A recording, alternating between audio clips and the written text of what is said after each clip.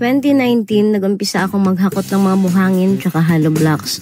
Paghakot ng buhangin, kalahating elf is 600. Yung hollow blocks po is 2 pesos per piece.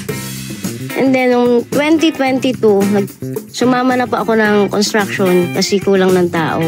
And sumasahod po ako ng 500 a day. Okay lang po kahit palalaki ang trabaho ko, maitaguyod ko lang po yung aking mga anak. Para sa mga anak ko, lahat gagawin ko. Mapalalaki, mapababaeng trabaho ay kayang-kaya ko. Ako si Cynthia at ito ang aking kwentong kabarangay.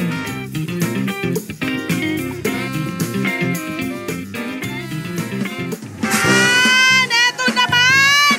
Ibibigay na natin ito kay ate na talaga namang grabe maghalo ng grabe magpala ng ng buhangin ate! Pwedeng rest muna. Ito muna tayo. Mermusal muna tayo. Mermusal. Merienda ka.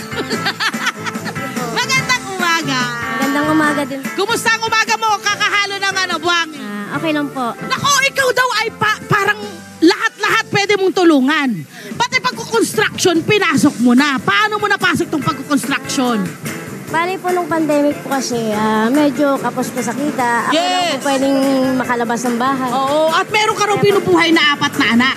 Opo, meron. Oo, mag-isa kayo, ano? Opo. Ayan, at grabe, manipis na nga katawan nito ni ate ha, pero kaya nyo raw maghakot ng mga buhangin, ng mga hollow blocks, tama po ba? Opo. Kumusta? Paano nyo kinakaya yung ganun? Kinakaya ko po para sa mga anak ko po. Lahat po gagawin ko po. Mapalalaki man po yung mapababaeng trabaho. Basta may trabaho. Opo. Ganun katindi ang ginagawa mong pagtulong sa mga anak mo. Okay. Siyempre, eto na. Pagbigyan na natin.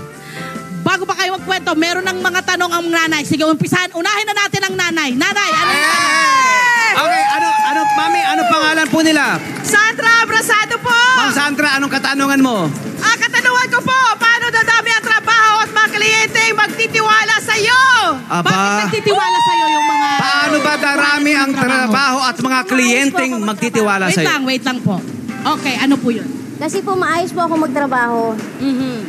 Wala kang hinihindian. Professional ka pag Opo, kahit po maliit lang po yan, inano ko po yan para lang po sa mga anak ko. Basta kumita po ako. Okay, meron pa katanungan? Eto, last question. Mami, ano pangalan? Ano pa pangalan nila? Josie Yusun po. Ma'am Josie, anong question mo? Paano mo nababalanse ang oras mo sa pagiging nanay at sa trabaho mo?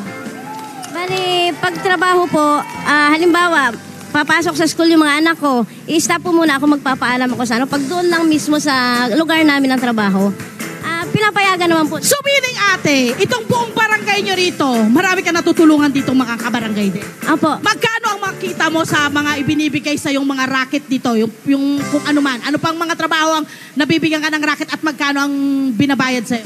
Halimbawa po, sa pagbabalaw po ng damit, konti lang din naman po yun, pero binibigyan po ako 200. Paglalabayan. Okay. Paglilinis ng bahay, may ganun din. Meron po. Magkano naman yun? 600 po. Pagkukonstruction, paghalo ng simento, magkano?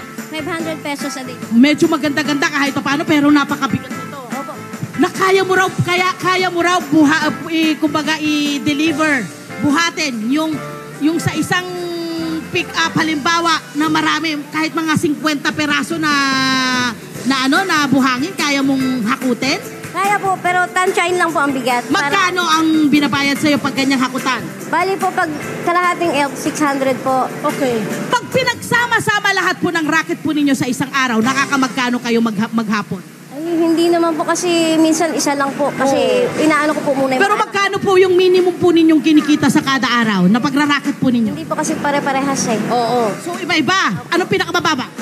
200 po. 200 pesos. Ano nabibili ng 200 sa pamilya mo? Bigas po, saka ulam.